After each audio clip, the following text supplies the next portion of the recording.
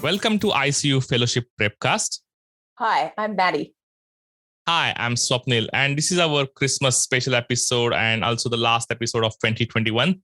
So, Maddie, before we dive into today's fellowship Vivas, what's your reflection of 2021? Oh gosh, it seems like it's been a continuation of 2020. I don't know where the time has gone. It's all been like a 2 years with COVID, and I don't know. It doesn't seem like any real end in sight. Yeah, that's right. Actually, this is the first year when you are looking forward to actually 31st of December to finish this year and delete this year from your life, I guess, in a different ways. And hoping that 2022 will bring some breath of fresh air for all of us. So fingers crossed. So let's dive into today's why was. So the first scenario is you've been asked to review a 72-year-old male who has got a BMI of 40 and who was recently admitted to intensive care unit following apparently uneventful elective right carotid end arterectomy. He's complaining of shortness of breath and he's refusing to lie flat. He has the following OBS on monitor. His SATs are 93% on 15 liters of oxygen. When you enter the room, you hear obvious stridor. And when you look at him from the end of the bed, his respiratory rate is roughly around 40 breaths per minute. His heart rate is 120 beats per minute. And the blood pressure on the screen, which is displayed on the arterial line trace, is 200 over 110 millimeters of mercury. So, Maddie, can you please describe your immediate management priorities in this gentleman? So this is a life-threatening situation as this patient has signs of an acute upper airway obstruction with high risk of complete loss of his airway. So my priorities are to urgently secure this gentleman's airway, ensure adequate oxygenation and hemodynamic optimization with simultaneous assessment and management of the cause of his obstruction. The main concern would be an expanding hematoma causing external airway compression, but other potential causes could be things like anaphylaxis, residual neuromuscular blockade, post-extubation stridor, or less likely a recurrent laryngeal nerve injury. So this would need coordination of resources. So from a logistics point of view, I would call for urgent further assistance from ICU senior staff in both anaesthetics and ENT, as this gentleman is likely to have a very difficult airway, given both the stridor, recent surgery, and his BMI, with high likelihood of potentially requiring a surgical airway. And we should also notify the admitting surgical team. While the ideal environment for securing his airway would be in theatre, this is unlikely to be safe at this time, given his stridor and his current observations, and more likely we'll have to secure his airway in ICU. So from another logistics perspective, I then want to allocate the team to roles. So this would be an airway person who is the most experienced operator and a backup airway person, as well as an airway assistant, someone to do drugs, someone who's scrubbed to do front of neck access, likely the ENT member of staff if they're present, a scribe and runner, and a team leader. In terms of airway management, this would involve assessing the airway, assessing for the cause of obstruction, preparing and planning for intubation. So in more detail, assessing the airway would be keeping the patient well positioned, but sitting up given the stridor, and getting quick information about their previous airway grade, given that they've just had surgery, although this may have changed given the new circumstances. Also assessing for bag valve mask difficulties and neck anatomy for consideration of front of neck airway options.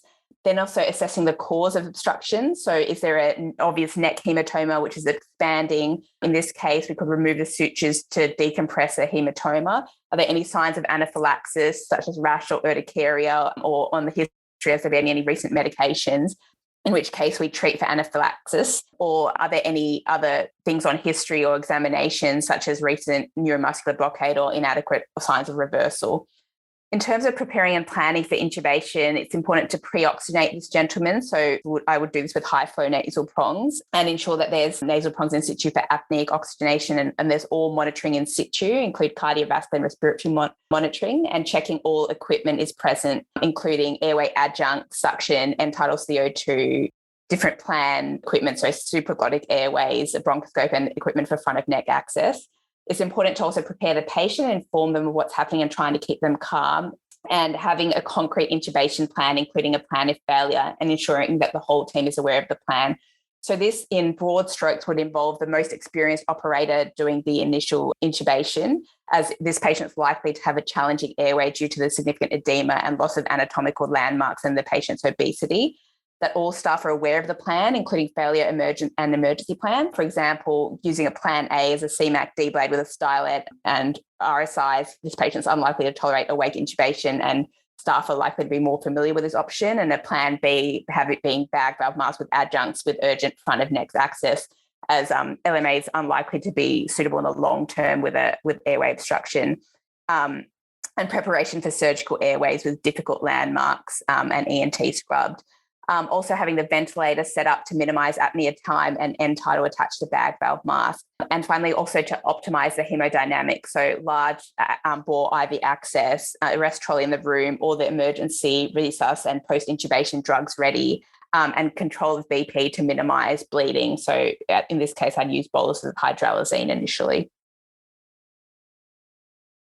Yeah, that's correct. So this can be an extremely challenging scenario, even for very experienced operators.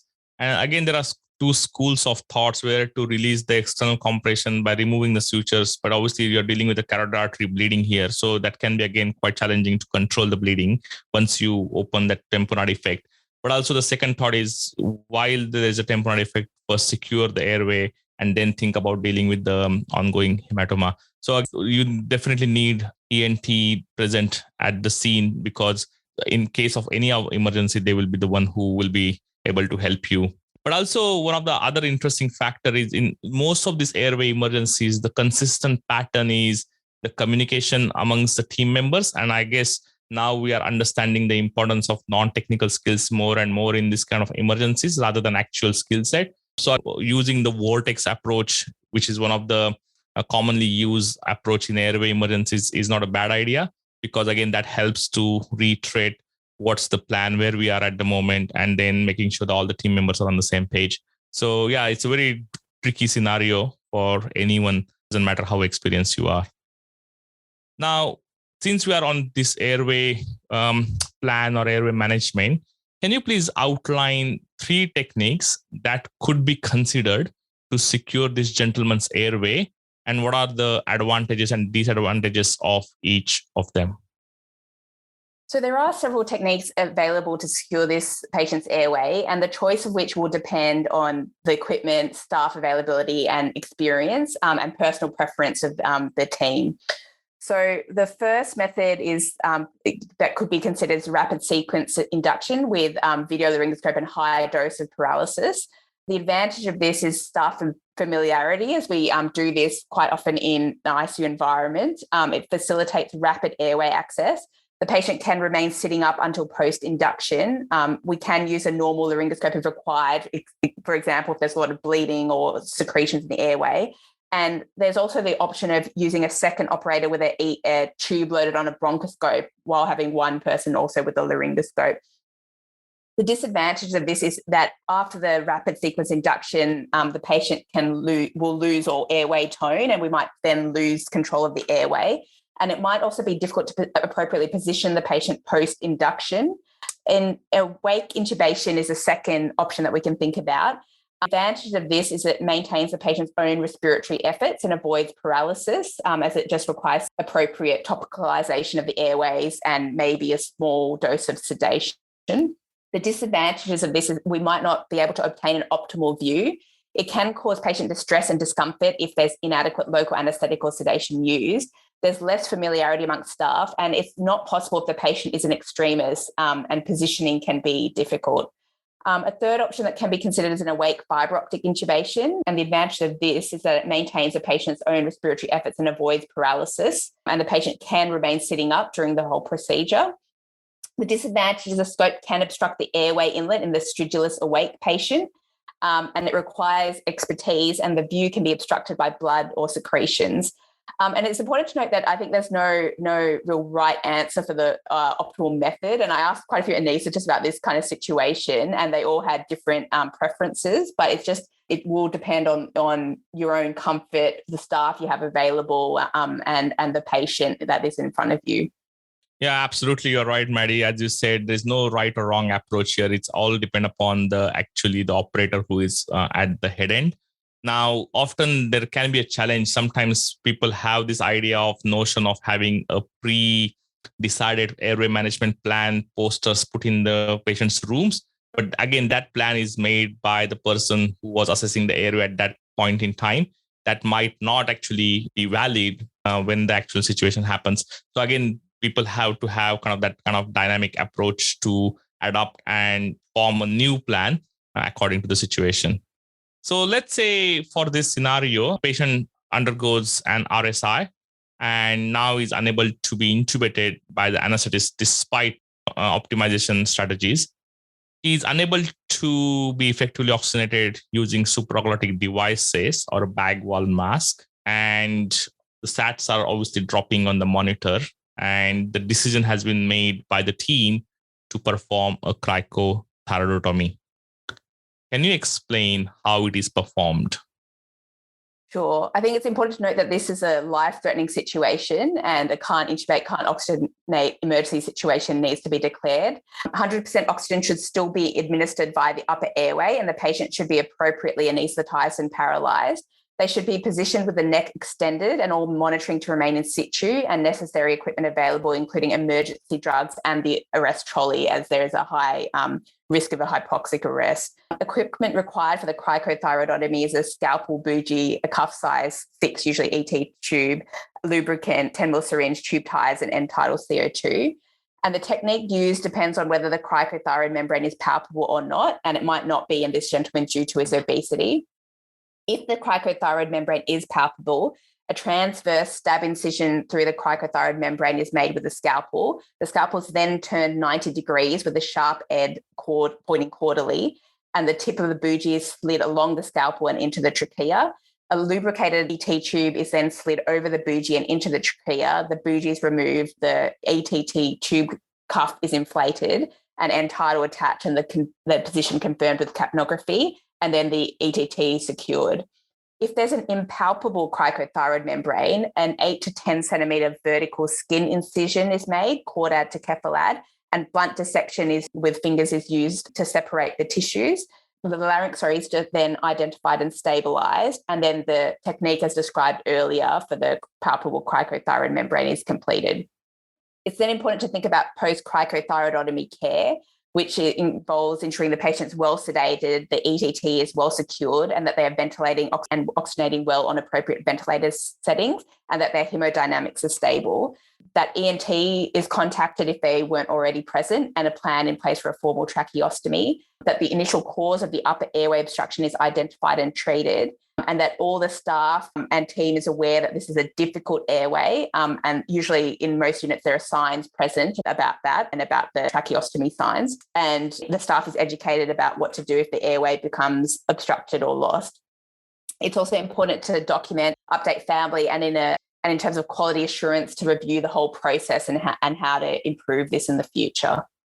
Talking about cricothyroidotomy is probably in real life, it's easy rather than actually performing one because your own adrenaline levels are quite high. And again, now I think the way you highlighted the technique that we have moved away from doing the needle cricothyroidotomy with the Seldinger technique to this new cricothyroidotomy surgical technique with using just a scalpel bougie and size 6 tube because of the way it's performed. It's quicker than the needle cricothyroidotomy. So I think that's the new modification, I guess. Now, moving on to the second scenario, a 66-year-old gentleman who is presented to ED who had a fall from height, and he's complaining of neck pain and weakness in all 4 limbs. He was intubated shortly after admission for rapid shallow breathing and hypoxia. His current blood pressure is 75 over 40 millimeters of mercury. So can you please describe your management in this gentleman? Okay, so this gentleman has had a significant trauma with a likely cervical spinal cord injury. He requires initial resuscitation with concurrent assessment and management as per the ATLS guidelines, including a primary survey, secondary survey, definitive management, and supportive management. So this would first involve looking at the airway and C-spine, so confirming the ETT is in appropriate position with normal end tidal CO2 and that full spinal precautions are maintained, that from breathing and ventilation perspective that he's being appropriately ventilated and oxygenated with appropriate ventilator settings, and assessing for any signs of chest trauma and decompressing, for example, if there's a pneumothorax. A chest X-ray should be performed to confirm the ETT position and look for injury. From a circulation perspective, he requires adequate IV access for hemodynamic monitoring, and he has significant hypotension, which could be due to many causes in this setting of trauma and likely C-spine injury. We need to exclude bleeding from an injury, any obstructive shock from a tension pneumothorax or tamponade, could be distributive shock from a spinal cord injury or anaphylaxis secondary to induction agents. So we need to assess for signs of these and treat appropriately. If there are signs of significant bleeding, aim to control the same. You'll need baseline bloods, including coags, full blood count, fibrinogen and ABG group and hold, and potentially an ethanol level given the trauma, and a FAST scan as part of the primary survey. Given his low blood pressure, I'd initially start with a fluid bolus and blood products if there are signs of any bleeding, and he's likely to require a central access and vasopressor support if he has persistent hypotension, but this can be started peripherally if he has good IV access. The blood pressure targets in this situation are difficult to know, as we need to first exclude bleeding, and we might allow some permissive hypotension initially. But if bleeding's excluded and it's thought to be purely neurogenic shock, then we might aim for a higher blood pressure for cord perfusion. In terms of disability, it's difficult to assess now that he's intubated and sedated, but we should see if neurological assessment was performed earlier and including a PR for anal tone, and check for other signs of spinal cord injury such as priapism and reflexes if the paralysis has worn off. And from an exposure point of view, it'd be a top-to-toe exam, a log roll looking for any other injury, and other management, including keeping him normothermic, an IDC, checking his BSL, and a CT pan scan, including his C-spine, given the mechanism and findings. And in our institution, this patient would definitely get an MRI if there were signs of spinal cord injury on the initial C-spine. He just then would need a secondary survey if he was otherwise stable, and then definitive management of any injuries identified. He will need ICU admission after if he does go to theatre, and supportive management would be updating his family, initially just mechanical DVT prophylaxis, and then longer term considering him nutrition and PPIs. Thanks, Maddie. So obviously you work in a spinal center. So what is the way that you assess patients' level of spinal injury, like in terms of clinically? Yeah, so the patient's level of spinal injury is assessed using the American Spinal Injury Association impairment scale, or which is commonly known as the ASIA scale.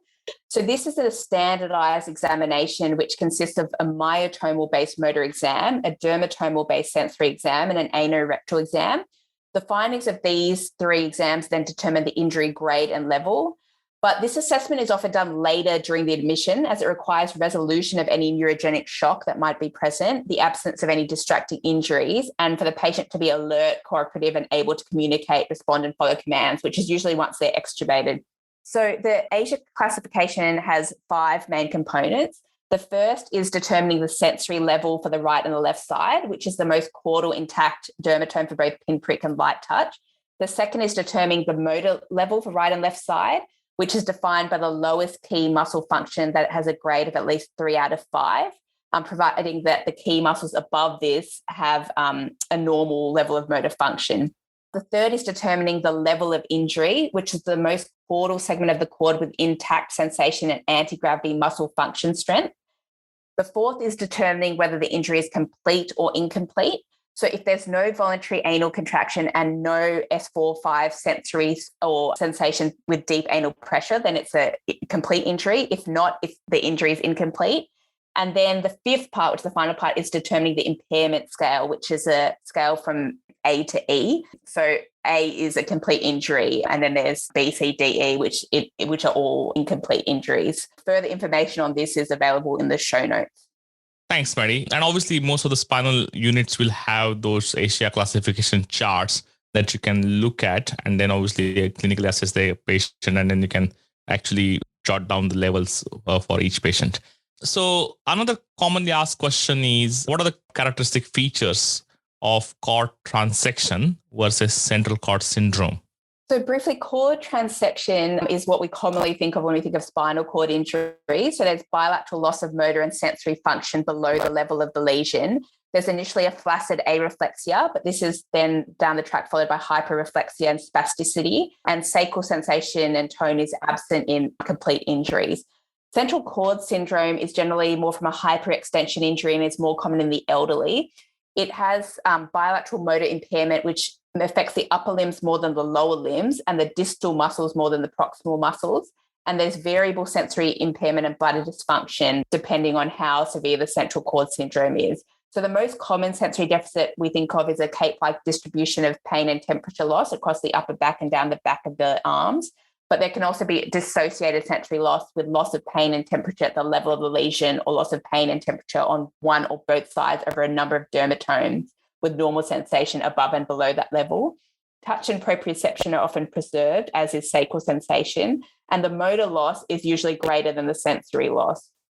They also might be areflexic in the upper limbs with preserved reflexes in the lower limbs. Okay. And this is very important from the ICU junior medical officer's point of view, that what are the physiological consequences of cervical spinal cord injury? So from a neurological perspective, initially there's a decreased tone and eventually the tone will increase as the upper motor neuron signs develop.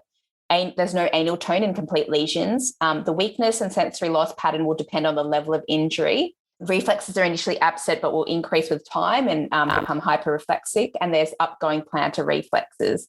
From a respiratory perspective, there's a decreased maximum tidal volume due to paralysis of both the diaphragm and the accessory muscles of respiration, such as the intercostals and the chest wall muscles. The total lung capacity is decreased and vital capacity is decreased. As a result, there's also rapid respiratory fatigue as the diaphragm is paralyzed in higher cervical spinal cord injuries. There's increased vital capacity in the supine position because there's greater stretch of diaphragm when they're supine. And there's often respiratory failure associated with cervical spinal cord injuries. So lesions above C3 often have a respiratory arrest as C3, 4, 5 innervate the diaphragm. Lesions above C5 often have respiratory failure due again to diaphragm tone. And there's increased likelihood of respiratory failure if they have a vital capacity of less than 15 mils per kilo. There's also often poor cough and difficulty with clearance of secretion. So often these patients get early tracheostomies. Yeah, that's correct. And what are some of the cardiovascular and gastrointestinal consequences of spinal cord injury? So patients with spinal cord injuries often have peripheral vascular resistance due to decreased sympathetic control loss and thus decreased afterload. There's often decreased preload and pooling of the blood in the venous capacitance vessels. There's increased responsiveness to alpha adrenoreceptors. So they increase in number and respond more vigorously, but this often takes weeks to months and so is not present initially when patients are admitted to ICU. They can often get autonomic dysreflexia due to loss of sympathetic control and hyperproliferation of these adrenoreceptors. So the vagal reflex is amplified and that any sympathetic stimulation below the transaction level can lead to exaggerated reflex sympathetic response and cause hypertension. So this can be due to things like bladder distension, constipation, any pain. So it's an important thing to consider when patients that have spinal cord injuries come with hypertension. There's a loss of the postural homeostatic reflexes. So they often have orthostatic hypotension. They're often bradycardic because of loss of sympathetic innervation of the heart with unopposed vagal control. So they can get unopposed vagal response to things like suctioning.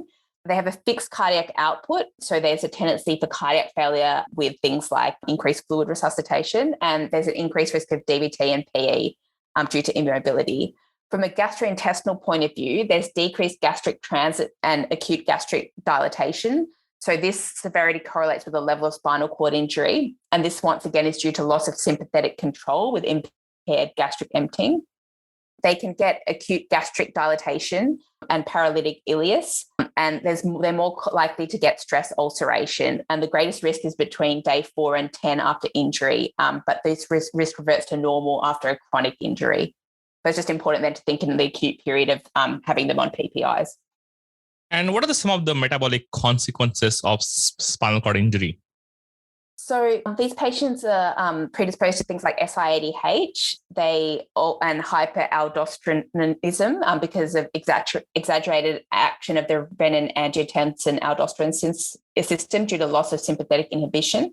So they might have hypokalemia and chronic hyponatremia. They often have insulin resistance due to inactivity and muscle wasting, but might also have reactive hypoglycemia post meals because the normal sympathetic response is abolished. They're more sensitive to succinylcholine in the early stages post-spinal cord injury, so can get hyperkalemia, and that's why succinylcholine is avoided. They can get hypercalcemia, osteoporosis, and renal calculi because of disuse of bones and wasting. There's disordered thermoregulation, which can cause hypothermia, and a loss of sympathetic control. So the body temperature reflects the environment. So they're more likely to get both hypothermia and hyperthermia if it's a hot environment. And they can get nitrogen wasting due to the wasting of muscles. Other consequences include bladder denervation. So they can get urinary retention. So a lot of them have suprapubic catheters. And they have an increased risk of UTIs. They can get pressure areas, and they might, like we mentioned earlier, might have priapism immediately after the injury. Yeah, that's great. And last part of the podcast about the actual management of spinal cord injury, apart from the supportive management in ICU, can you please briefly outline the role of early decompression in spinal cord injury? So early surgical decompression in spinal cord injury is usually defined as within 24 hours of injury. And this is thought to maybe reduce the length of ICU stay and post-injury complication. The rationale behind it is that decompression may relieve pressure within the cord parenchyma itself, which might partially restore microvascular blood flow, reduce ischemia, and remove the mechanical compression of the neuroglial cell membranes. Plus, spinal surgery can also facilitate restabilization of the spine due to spinal fractures.